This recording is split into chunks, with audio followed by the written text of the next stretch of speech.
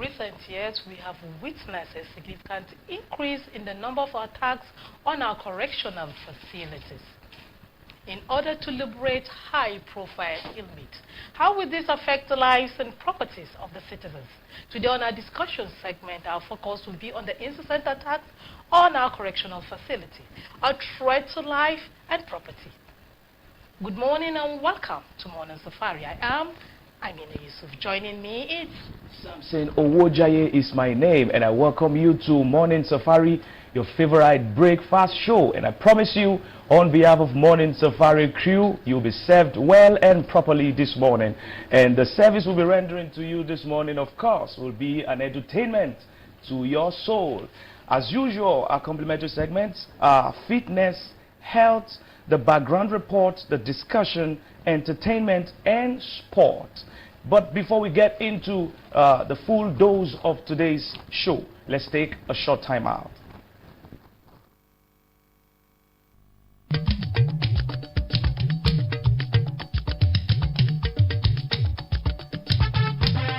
Morning Safari, your breakfast Saturday morning magazine show, is available for your patronage. From all shades of opinion to exciting and exclusive interview of personalities, corporate bodies and organizations, for your business and social engagement, event coverage, product launch and rebranding, annual general meetings, we are at your beck and call. You can as well advertise and promote your business, commercial activities, hotel and tourism, entrepreneurship development, and many more are all at our services. Contact us today. The numbers to call are Bola 080-565-30106, Tony 080-349-71969, or visit us at our office, NTA Ilorin, along Fatih Road, Ilorin. You can log on to our social streaming platform live on www.facebook.com/NTA Ilorin. Morning Safari, we serve you better. welcome back from that break. And you know, as we do it on Morning Safari, we're starting with our newspaper segment where we read all the headlines of our dailies. With me is the Saturday Tribune and this day. And with me, I have just Blueprint this morning. All right, let's start with the Saturday Tribune. Above the nameplate, terrorists abduct 50 in Niger village. Gunmen kill 5 police officers, 4 others in Kaseda. The stories can be found on page 3 and page 6. Yoruba community in the heart of Igbo-speaking Delta produce own Bible and dictionary. The story can be found on page 10. Below the masthead, Afenifere to federal government. Stop treating terrorists with kid gloves. Says Okada ban won't stop terrorism. The story can be found on page 3. Aviation fuel scarcity. Flight operations will be disrupted. Airline operators. The story can be found on page 3. PDP attacks Tinubu over hired clergymen. He has always wanted Muslim tickets, says Atiku. The story can be found on page 4. Oshun husband killer commits suicide. The story can be found on page 3. 2022 Hajj, 4th Nigerian pilgrimage dies in Makkah. The story can be found on page 5. And at the back of the Saturday Tribune, note from Atlanta with Farouk Perogi. Atiku's interview and unfair Tinubu Muslim ticket. If you have interest in any of these headlines, get the Saturday Tribune. And on Blueprint this morning, below the nameplate, Nigeria to spend 6.72 trillion naira on fuel subsidy in 2023. Records 3 trillion deficit in 2022 budget, earns 1.23 trillion in 4 months. Governors, labor leaders back remover in-house, deny in public. Says federal government may not be able to fund capital expenditure. And on terrorism, federal government considers ban on motorcycle operations, mining activity. Says population of Okada riders less than 20%. To cut terrorists funding sources. Kuje jailbreak. Officials behind negligence to face severe sanction. Details of that could be found on page 6. 334 pre-election cases on intra-party crisis in court, says Yakubu. INEC publishes candidates' particulars today. Swears in Long Perth as new rec. NAS complex rehabilitation to go 30.2 billion naira, says FCT minister.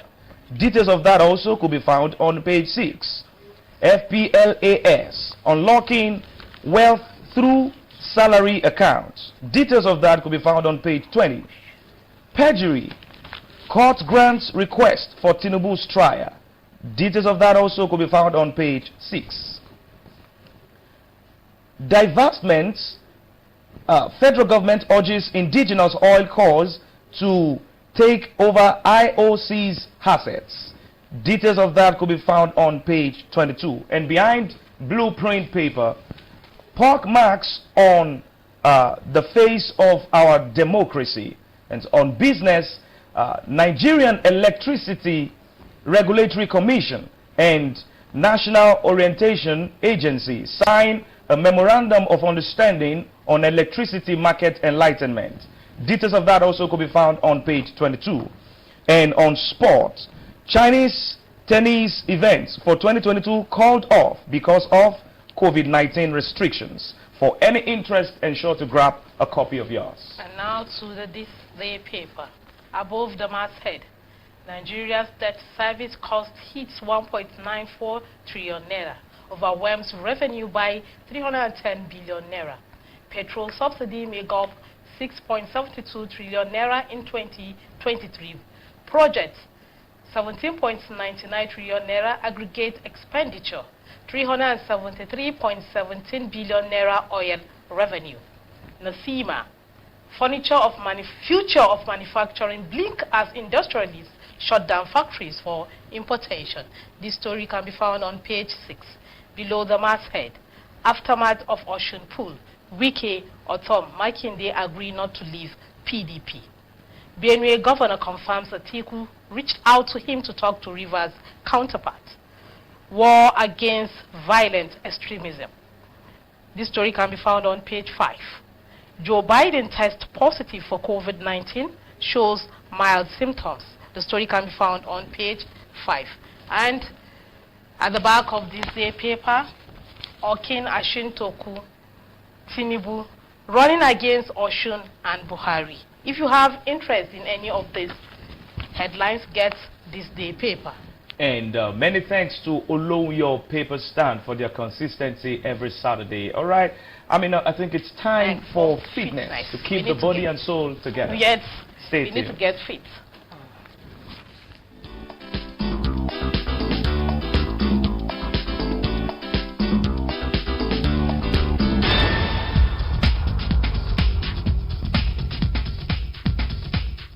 Hi, good morning. My name is Ajike and I'm a fitness instructor. Today I'll be showing you poses you can do to release ache and tension in the wrist. Let us get started. The first posture I'll show you is called wrist circles. Grab onto your right wrist with your left palm and make a fist. Roll your wrist around in circles. Go in either direction 5 times. And when you're ready, release your hand and do the same thing on the other side.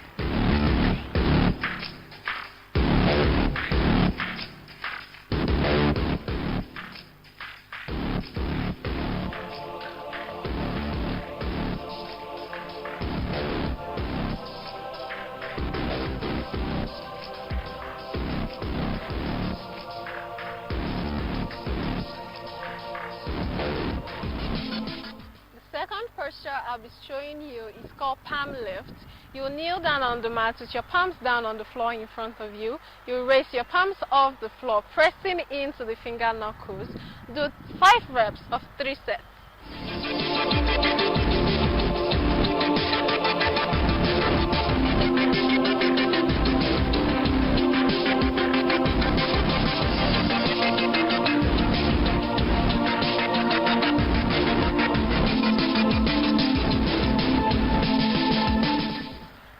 Third posture I'll be showing you is called blinkers.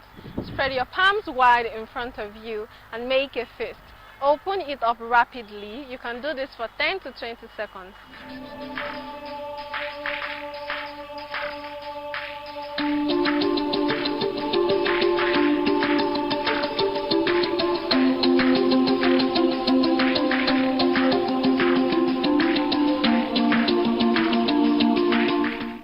I hope this helps you get better in your fitness journey.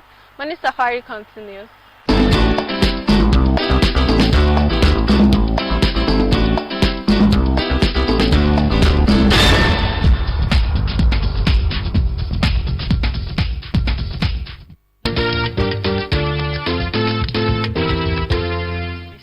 Exercise. I tell you, it's just Does it actually relieve your wrist? I think Are you feeling it? Yeah. Are I'm you sure? Very well. All right. Okay, let's go to health. All right. What do we have on health? We have motion sickness. Do you know what motion sickness is all about? Yes, of course. When you travel, there are people who tend to fall sick because of a journey. Okay, let's see what they have for us. All right. The movement of people from one place to another, either by road, airspace, or even sea, while traveling to places can be said to be fun, as many found it to be pleasant. Others, however, have phobia for traveling, as their body system gets weak each time on a journey, which most people attribute this experience to the unpleasant odor of premium motor spirits, popularly known as petrol. However, these feelings is medically reversed to as motion sickness. A medical practitioner, Ismail Obalowo, from Kwara State General Hospital, speaks on what is known as motion sickness and its causes. When you look at it from a medical angle, what actually causes it is because the part of the human body that controls balance involves our eyes, our ears, our brain, and our limbs, both your upper limbs, that's your hand, and your lower limbs, that's your legs. When you are moving around, whether you are walking or you are driving, all these, your body parts, they are also moving. Your eyes is moving, your ear, because you are inside something that is moving. Now, there is a normal balance, out of which our brain regulates how your head will position itself, how your hand will position itself. So this balance is so perfect that when you move, you are not at risk of feeling dizzy. And when this balance is distorted, you may have motion sickness. One will wonder if animals get to experience motion sickness when they are being transported from one place to another. There is no general answer that they will not have or that they will have. Because as human beings, we are all animals. It's just that men have more complete system. Now, there are some movements that are natural. If you are carrying your pet with you, like if it's a cat, and you maintain the cat in an appropriate normal position, maybe in a sitting position, or a prone position, then you are not expecting the cat to have motion sickness. But if you hold the cat in such a way that the head is pointing downwards, then by the time you get to where you may notice that the cat is losing balance. So it's not something that is peculiar to human beings. But animals are very, very wise in the sense that they know what is good for them. Symptoms of motion sickness include, but not limited to, cold, nausea, sweat, dizziness, and so on. A person with motion sickness may also experience headache, vomiting, and even lose of or trouble maintaining body balance. How then can those who are prone to motion sickness can be managed?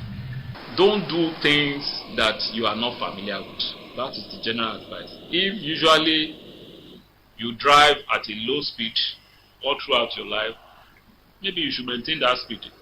But your body is already used to this kind of speed, you may not likely have any problem with it. If you have ear problems or you are having blocking sensation in your ears, and you are planning on going for ear traveling, then it is better you get something like AirPods or even the ordinary earphone that people can put in their ears. What that one will do for you is that it will reduce the impact of the cabin pressure on your inner ear, and as such you will be able to maintain your normal air pressure, and you may not be at a higher risk.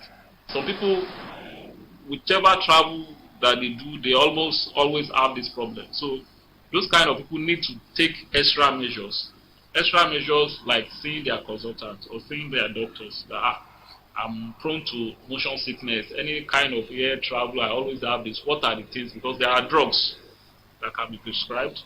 There are patches that can be applied on different parts of the body depending on the severity of the motion sickness. For those who are prone to motion sickness, ensure you follow strictly the do's and don'ts for better management. Always remember, health is wealth. Morning Safari continues.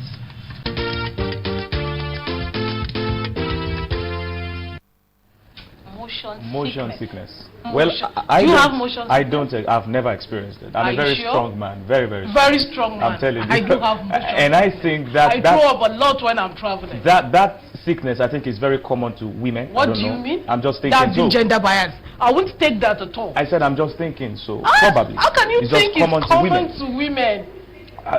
Men are somehow always very strong.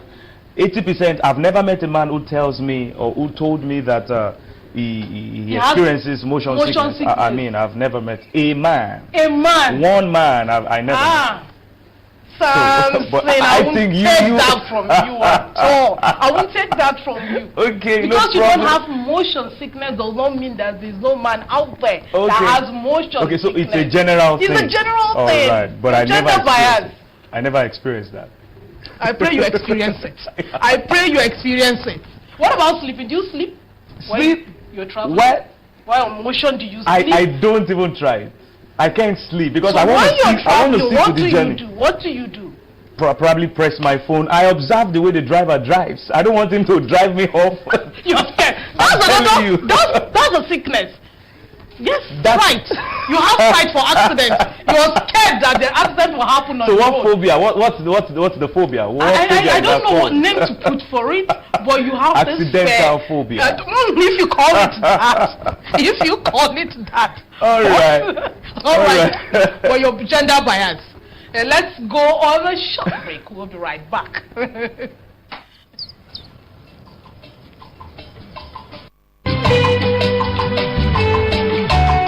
Smile for me, even if you shadow. Be good to me, even if you battle.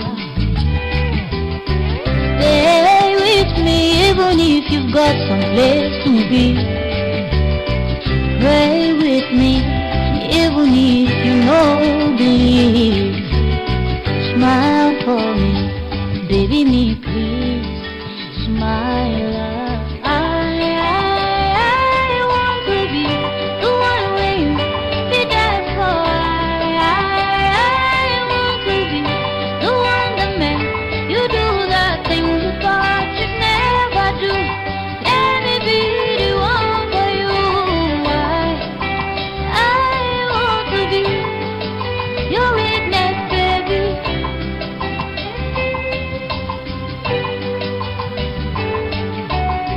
Lie to me, if the truth will break my heart too. Sing for me, even though your voice they crackle. Dance with me, even if you're dancing off the beat. Take a chance on me, don't you believe I'm worth the risk? Smile for me, baby me please. Smile.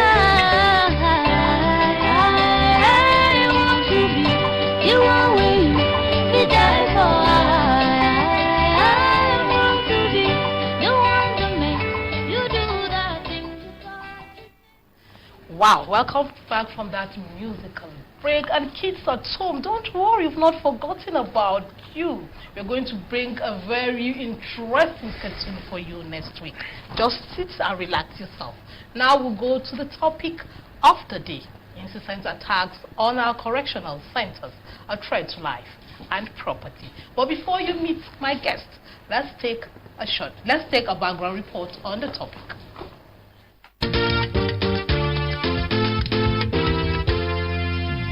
Recently, on Wednesday 6th of July, Nigerians woke up to the news of jailbreak at Kuje Correctional Center.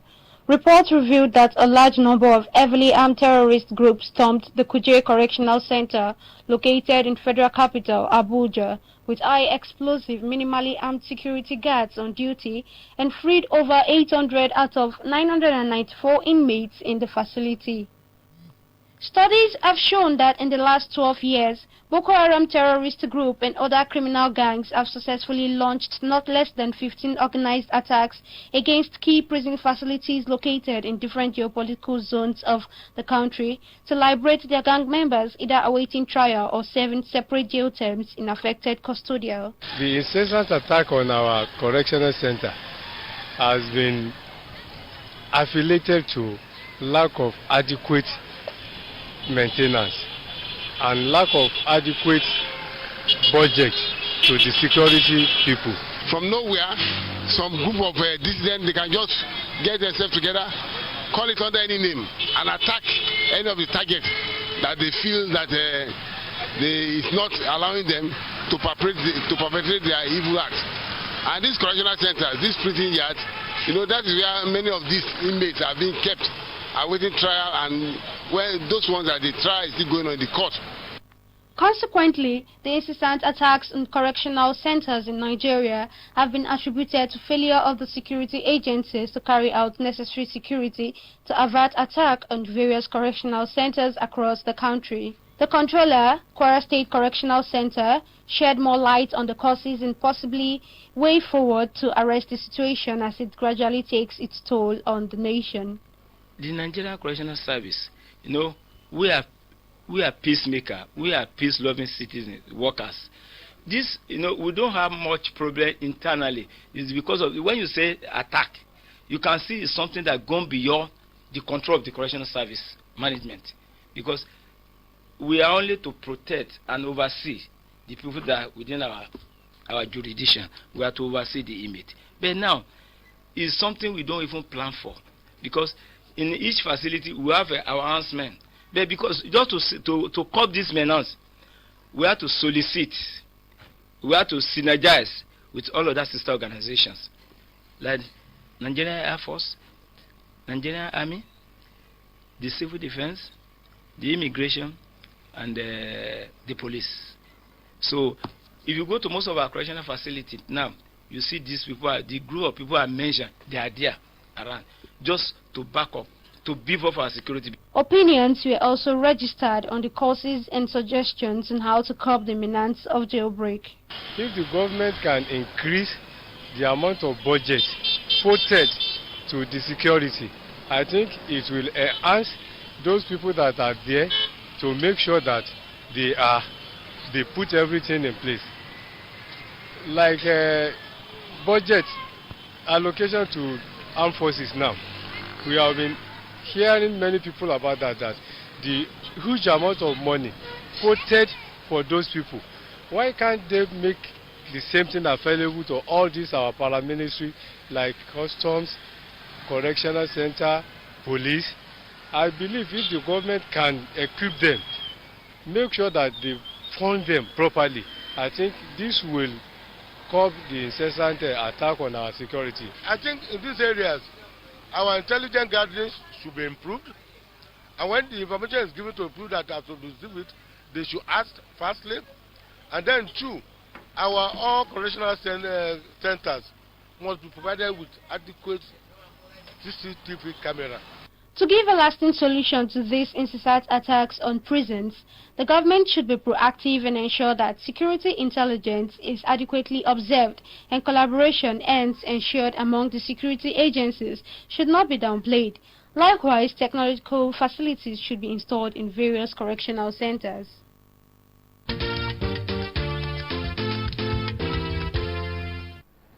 Welcome back from the background report. And it's now time for you to meet my guest, Comrade Abdulateef Ishowo. He is an author and a public affairs analyst. Good morning and welcome to Morning Safari. Good morning, welcome and thanks for having me. Welcome, sir. Let's start. Insecurity has become a menace across the world. What's your take on this? Well, Good morning once again. Insecurity everywhere in Nigeria has become a topic that borders the mind of everyone. And this is because we never take security important. Robin Sharma, in one of his books, A Leader Without Title, said, you take importance, what is important to what is important to you. Very close to that is what Abraham Maslow said in his hierarchy of needs, that security should be number 2 priority in the existence of human, after food and shelter. Now that underscores how important the issue of security is in the life of a nation, in the life of a people, the life of a society. If you look at the antecedents of the writings of Aristotle, Plato, Socrates, John Locke, and of particular importance, J.J. Rousseau, him and Locke agreed on one simple fact, that life itself, society itself, is a situation of agreement between the leaders and the led. Social contract. So it's like you establish a contract between yourselves. When you bring your allegiance and submit it to the government, and government in return will have to give you security of lives and property. Now J.J. Rousseau now said, a government that fails to provide security of lives and property has broken the contract that is existing between that government and the people that government is leading. So if you look at Nigeria, it's like government has broken its own part of the contract, and the citizens are left with no choice than to keep shouting and agitating, and that's why we are restless in this country. So the insecurity situation of the country is quite unfortunate because it borders and affects every other sector. Our education is not secure, our economy is not secure, our government is not secure, everything, even health sector, you are not secure. If you are taken into the theater, you have to start praying to God, because you don't know if you will be coming out or not, because the equipment that are supposed to be in the health sectors that our professionals are to work on are not there. So the insecurity is, and it permeates every aspect of our lives as a people. Wow. Okay, can you tell us the security challenges Nigeria is facing now? What could be responsible for it? Thank you for that question. I particularly love that question because people jump at resultant effects of a situation without looking into the root and remote causes of those crises. If you look critically at Nigerian setting, we are a people that are different in everything apart from the color of our skin. Culture, religion, ethnicity, and in fact in our national politics now, what determines whether a candidate will win or lose is a religion or ethnicity. So it has permeated so well into the fabrics of our national life, and this has not just started. As far back as even before independence, Awolowo said Nigeria is but a mere geographical expression, 1947, that we are different in everything as a people apart from the color of our skin. And Ahmadu Bello said, until the mistake of 1914 is corrected, Nigeria cannot be a united country. And what was the mistake of 1914? The amalgamation, the bringing. So he never believed in the unity of Nigeria. So if you look at what is happening now, are we united? We are not united. And that is the first fundamental problem that we have. We have to live and unite in our diversity. Now you look at the second problem is the negligence of the education sector. Many children of school age are not there, especially if you go to northern part of the country. And that's why we continue experiencing a Alumajiri situation.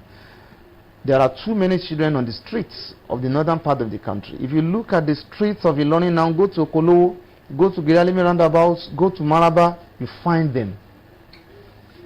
They are Alumajiri. They don't have future, so to say, because Alumajiri doesn't mean children on the streets. No, but most children on the streets are Alumajiri. No, not then most children on the streets are people the northern part of the country calls malams, mala. That we call them mala in this part of the world, but in the real sense of it, they are beggars. Al-Majri is not begging. Okay, what does Al-Majri? The concept Al-Majri means student. Al-Majri means students. It is the students of the Arabic world that are trooping into the streets. The students that are supposed to be in the Arabic classes that the teachers send out to go and fend for themselves. That's why the concept of Al-Majri comes in, and that is why even the government are saying we have to attend to the problem of Al-Majris. They don't need the children in the school, and that's why Jonathan had to create a committee for Al-Majri. So it means it is a problem. You see, when you look at the concept in the academic world, it might be different from the acceptable concepts in the public world, and that is why if you refer to a carpet, go and bring it on. It is on the carpet. What the dictionary meaning of carpet is the woolen that we call rug in Nigeria. So when you look at, and if you tell a child that, they will not understand. You have to abide with the concept that is popular. So what I'm trying to say is that they are on the street and they are constituting nuisance, and nobody is attending to them. It constitutes a problem, and we have to look. We have to look for a way of keeping them busy. Very close to that is the education sector I talked about. What happens to the 6334 education policy that we copied from China in the 80s? You are supposed to be in primary school, then junior secondary school. When you get to junior secondary school, you are not supposed to be learning theory. You are supposed to learn a skill. Your result will now determine whether you will proceed to senior secondary school or you should be empowered on the skill that you have learned. Now, when you proceed to senior secondary school, it means you have the potential of even going to tertiary institutions. But in Nigeria today, everybody wants to go to university. Either you qualified, either you are brilliant or not. So this is equally constituting a problem to security situation of the country, because we have completely neglected technical education that is supposed to keep everybody busy. So people are too free now. Students of universities are at home now. They are so free. That's equally constituting a threat to our security life. Wow. Poverty is another cause. People are so poor, people can hardly feed on daily basis. And as far back as even 20 years ago, Ganifa Amin said an average Nigeria does not have $1 per day. $1 now is around 600 naira. Not everybody can boast of having 600 naira on daily basis. Wow, to feed. So to feed. So if you look at that, it's constituting a problem. So if we are poor, even your democracy will not work. Nzogola Ntalaja in his book, African States and Democracy, has started that a democracy that is not putting 3 square meals on the table of a common man in a remote village is a failed democracy. So every aspect of our life is not secure. It's not secure. You talked about the unity. We don't have, united. We are not. What's the cause of that? Why are we not united? We are not united because we never resolved to come together as a people. We were forced to come together. In the American federalism portrays a people. 13 different colonies came together to say that we want to live together as a people. And they took their allegiance to Philadelphia in 1776. In the case of Nigeria, it was the colonial masters that said, you must live together. And they never created the unity amongst us before they lived. In fact, they created division between the northern part of the country and the southern part of the country. And the politics we played in the early 60s brought about this unity. Now, when we had the military, they keep expanding the gap of division, and it got to a point that there was a division even in the unit in the military, that an other rank will not obey a Yoruba general if that person is an Igbo man, or an Hausa other rank will not listen to a general coming from the Yoruba land. This is stated in the books. This is not the word of Abdul Latif Isho. Alexander Madebo stated this in Nigerian Civil War. Major Adewale Ademoyega in his book Why We Struck stated this. Even John Frederick Fosick I stated it in my book, Nigeria, a bizarre contraption. So it is a stated fact that we are different, even our security, our forces are different. You need to see civil defense officers and the police fighting on the streets to know that we are so different as a people. So to keep ourselves together goes beyond creating an organization like National Orientation Agency that has been somehow redundant in the last 2 decades. You hardly find them being active, and nobody is paying attention. The last time these organizations created work effectively was Babangida administration, when we had MAMSA, we had so many of them. But now, do you hear of National Orientation Agency? They should be orientating our politicians. We should see them in the National Assembly, orientating our legislators. We should see them organizing conferences for the executives. We should see them organizing conferences for our security agents. See them in the society taking hours on radio and television stations, buying airtime to educate people on election, on religion, on culture, on societal life. We have not been seeing them doing this. We were brought together with their head in Kwara State here on a program like this, and I had to let him know how annoyed I am with the organization. He explained, but I was never satisfied because we have not been seeing your activity. So to keep us together, politics is dividing us. We play politics of ethnicity. You can see what is happening in the major parties in Nigeria. Without mentioning names, you can see what is happening. Religion is keeping us apart. So we have so many, and even it is not about whether you are a Muslim or you are a Christian. Even within Christianity, they are divided. Within Islam, we are divided. So division is everywhere, and it is a problem and constitutes a threat to our security life as a people. Let's go to the security intelligence of Nigeria. How do they assess security intelligence in Nigeria? Is it faulty that they can't even know when a jailbreak is going to occur? What's wrong with the security intelligence? Well, intelligence gathering is lacking in every aspect of Nigeria. We don't have data. We don't have how many children my host here have, and we have a data for that. Captured. That once a child is given birth to, we have his or her picture, the parents, the location, and everything. It is not there, and that's why we struggle to have national population census. So we still want to count ourselves like this: 1, 2, 3, 4, 5 in 21st century. Realizing population census. So we still waste a lot of money now counting ourselves 1, 2, 3, 4, visiting houses. You might not even meet people in their various homes. So intelligence gathering starts from there. Another thing is that we are not sensitive enough as a people and as governments. For instance, what kind of security formation do we want to adopt as a country? Central policing was bequeathed on Nigeria by the colonial masters. So we have practiced central policing in the last 100 years. When you are practicing something and it is failing, are you not supposed to try something else?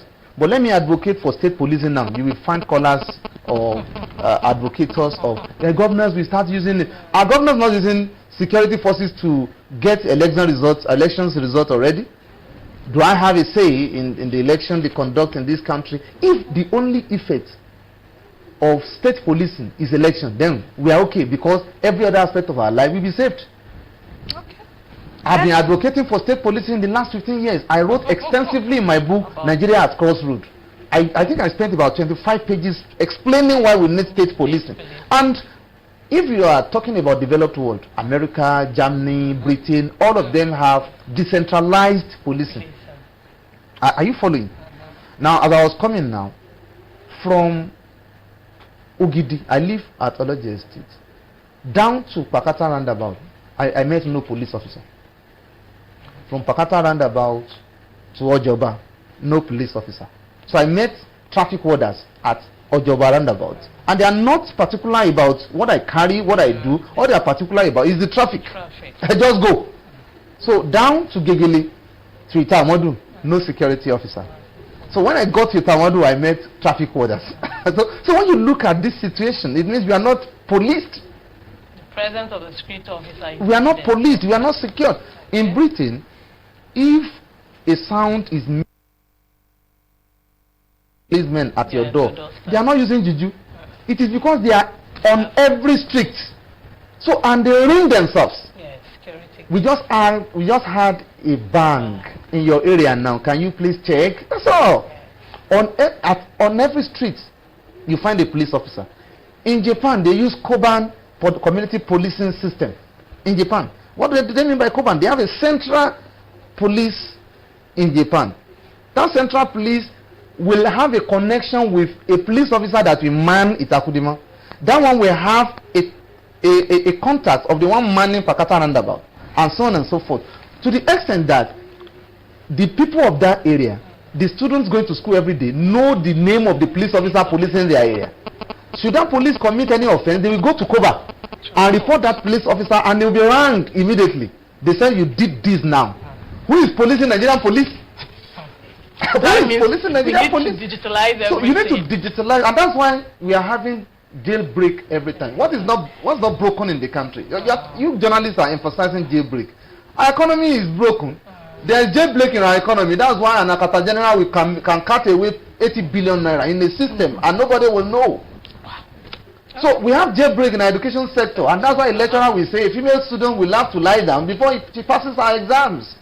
We have a jailbreak in the health sector, and that is why you'll be carrying out an operation. Yes. And we have a jailbreak in the power sector, and that's why I will have to pay even when I have locked my house for 10 years. I mean, for 1 year. I wrote that in Nigeria, a bizarre contraption. The situation of a friend who was not around for 1 year. He went for postdoctoral degree in the UK, and he came back and he found loads of bills, NEPA bills, at his door. Who used the power? the jails? So we have jailbreak everywhere. Okay, let's not. Why do we have this recurring occurrence of jailbreak? In my book, Second Chance. I'll give you a copy now. Right, when I'm going. It's a novel. All right, sir. I pictured the Ilorin community. Okay. And the correctional center at Okikura. Okay. Well, I may not be able to say much, as I will not want to expose, because that novel is just a satirical novel picturing what is happening in South Correctional Center. Now think of the name, Correctional Service Centers. It means the people that are jailed must have a good life inside jail. Inside the jail, yes. The foam they will sleep on must be comfortable. Yes. The food they will eat must be hygienic and nutritious. You are telling them you should have hope for tomorrow. But we have correctional centers that hardens their mind. Segment from Morning Safari. I am Adriel Favor. On our line of stories for today, AC Milan unveils new jersey. Serie champions AC Milan and Puma come together once again to unveil the brand new 2022-23 away kit, inspired by the Rossoneri 7 Champions League titles and iconic white kits. AC Milan Chief Revenue Officer Kasper comments on the season's away kit. It is a jersey rich in symbolism, with the white kit being an iconic part of who we are and 7 stripes representing the club's incredible success in Europe. Puma's senior head of product line management Team Sport Apparel, Marco Muella, adds, AC Milan is steeped in history, so we look to the 1984-85 season away kit as an inspiration. We wanted to bring a fresh energy to that kit and celebrate iconic all-white kits in the past. The jersey itself features black and red trims on the sleeve curves and the collar alongside the Milan coat of arms on the upper back. Sadio Mane wins 2022 African Player of the Year at CAF Awards ceremony. It is the Senegal's international second African Player of the Year title, as he becomes the 5th African to win the award in consecutive years since CAF took over the distribution of the award in 1992. Where is Ronaldo? Ten Hag cannot wait to meet Man United star, but return date remains a mystery. The Portuguese remains part of Ten Hag's plans despite his desire to leave. Erik Ten Hag says he cannot wait to welcome Cristiano Ronaldo back into the Manchester United fold, but is not sure when the forward will return. Ronaldo has been left out of the squad so far due to personal reasons, while speculation about his future continues to circulate after it was revealed he wanted to leave.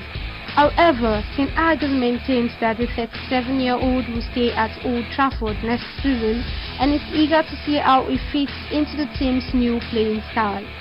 Ten Hag has insisted that Ronaldo is not for sale, however, and even suggested that he could end up staying at United beyond the end of the coming campaign.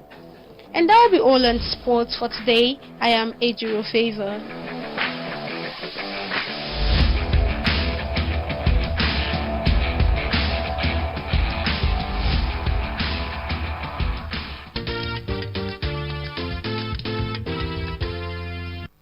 All right.